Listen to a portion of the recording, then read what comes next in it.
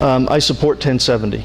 I think that I have supported a number of those pieces of legislation because I believe that what we're seeing with the influx of illegals, number one, is a direct attack on our sovereignty. We cannot protect our country if we don't protect our borders. There is no country in the history of this world that has ever been able to survive borders that were porous. So number one, we have to protect our sovereignty. Number two, we have to make sure that we uphold the rule of law. Now, this is a generic answer for the feds, for the state, for everybody, for the municipalities. So that's not being done. So I think the question is, why is the state going to pass a bill like 1070? The reason why, and this is something that I know a lot about because I worked on the budgets, I worked at the legislature. The impact of illegal immigration is not just a federal issue. This does not deal with immigration. This is not setting immigration policy. This is simply saying that if you are violating federal law, we are now codifying it as part of our state law. So we are going to be able to enforce, if you're in our state, we're going to be able to enforce the fact that you are violating the state law. Okay, it's not federal law. This mirrors the federal law, but it becomes a state law now. The supremacy clause doesn't apply because you're not, the supremacy clause of the Constitution only applies if the states are doing something that's contrary to what the feds are doing. Well, they're not. It mirrors the federal law, so the supremacy clause argument, I think, is invalid. So what we have to do as a state is to say, the burden on our society, on our citizens in this state is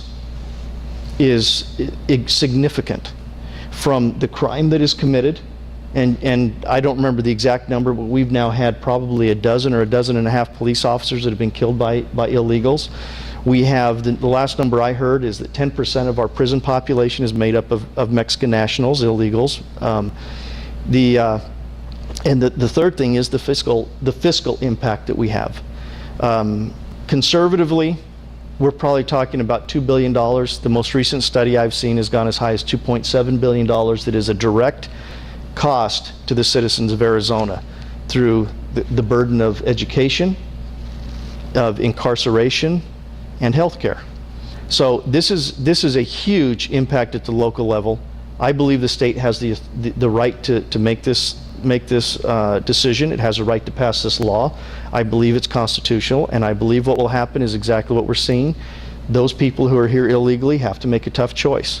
Very few are going back to Mexico, but a lot of them are leaving to go to other states. Other states now are going to be passing the same law. So I support it wholeheartedly.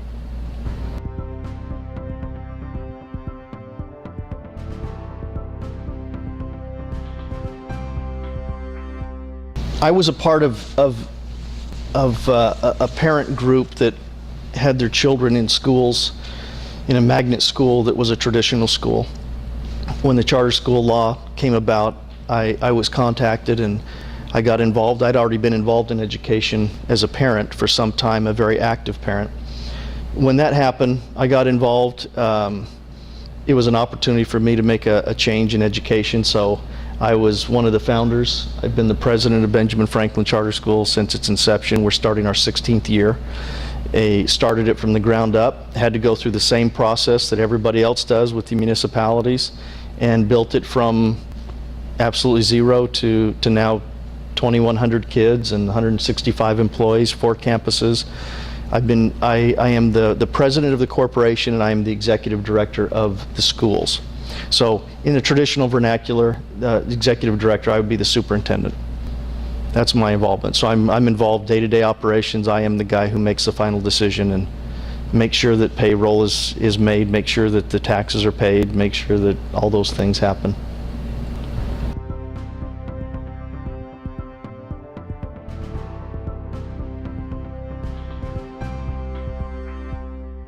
Sure, I'd be happy to.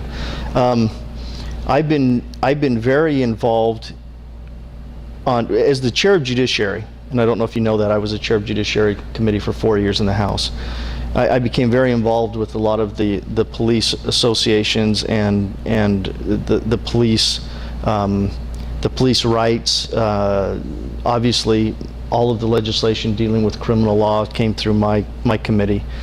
And so that was just a natural outreach of my position as a judiciary chairman. But I grew to have a very good relationship with the parole officers and the police officers. I sponsored a lot of legislation. And so, in fact, they even called me and asked me to testify on a bill a couple of months ago because of my expertise and my knowledge in that area, which I did.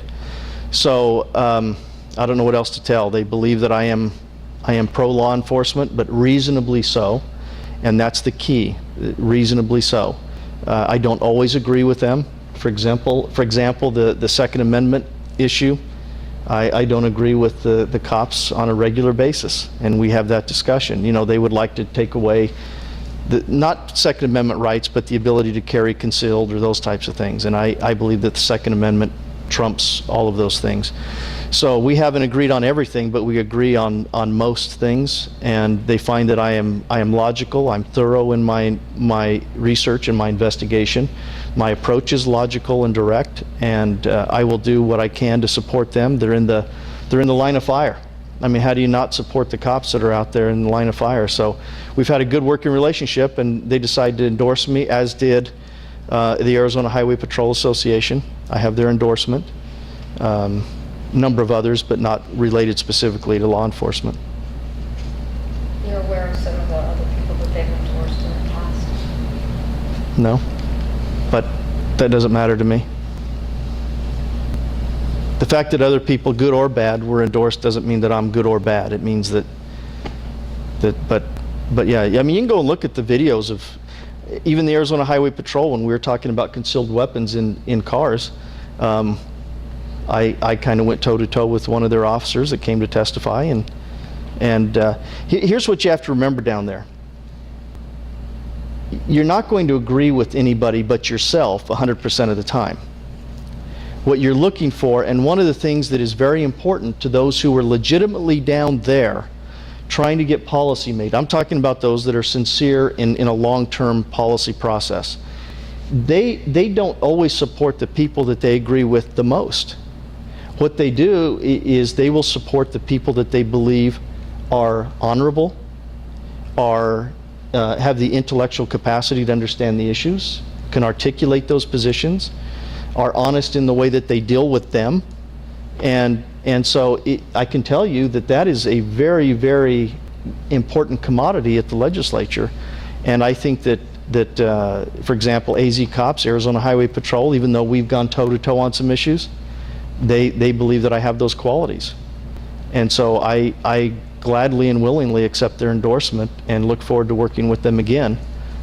Again, I won't agree with them on all things, but I think that we will have an honest and intellectual discussion, and if I agree with the policy, I'll promote it. If I don't, I won't, and they'll tell you that. But they know where I stand, and they know that I'll be honest in the process.